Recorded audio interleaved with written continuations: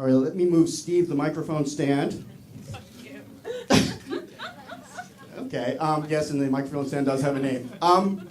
Tell you a little bit about myself. I have not had a drink of alcohol in nearly 20 years. You know, I'm so glad you guys cheered for that, because the first time I told that joke, somebody booed. Somebody booed my sobriety. Which is like really fucked up, right? And the thing with when you quit drinking is you always have to answer a basic question, which is, why'd you stop? And I'm never quite sure how to answer it. I'm never quite sure whether I should say I stopped because I was really good at drinking, or I stopped because I wasn't very good at it.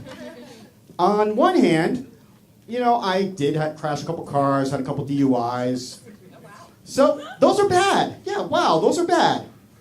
On the other hand, I could drink a lot. And I don't have so many talents that giving one up so easily is a good thing. Give you an idea of the type of drinker I was. What I used to do is I'd get one of those cheap 1.5 liter bottles like Gallo. Oh, wow.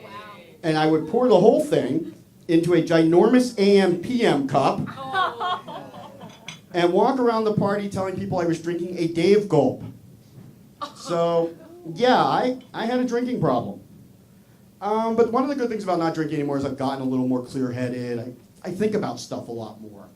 And, you know, especially with all the things that are going on in the world right now, I've been thinking about something a lot, and I'm going to share it with you guys. Fuck fortune cookies. Seriously. Exactly. Fuck those crappy-tasting, false promise-making pieces of shit. I mean, those things have been promising me love and happiness and success since I was like 10 years old. Yet here I am, quite a bit older than 10, and none of that shit's happened yet. What I think somebody's got to do is create honest fortune cookies. You know, the things they'll say like, dude, you know that promotion you're waiting on? So not gonna happen. Or, bitch, you can't change him. He's going to stay an asshole. You know, information people can use. Now, it might sound from the end of that last joke that I'm one of those guys that always complains that all women want to date are assholes and all that stuff. I mean, it's true, but tell you the truth, I don't blame you guys. Society has made you that way.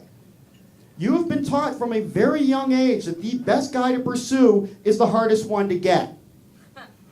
And the women are laughing ruefully. Like, I don't want to admit it's me. And more than anything, I blame the Disney princesses. I mean, seriously, if you watch those movies, the first few are exactly the same movie.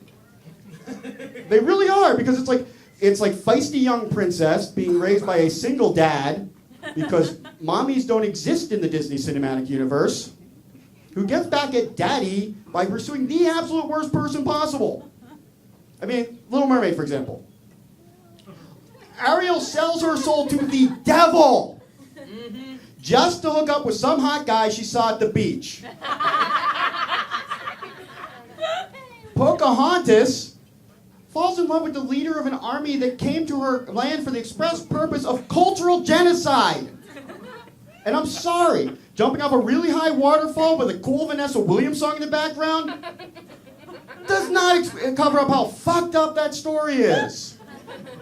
And then there's Belle.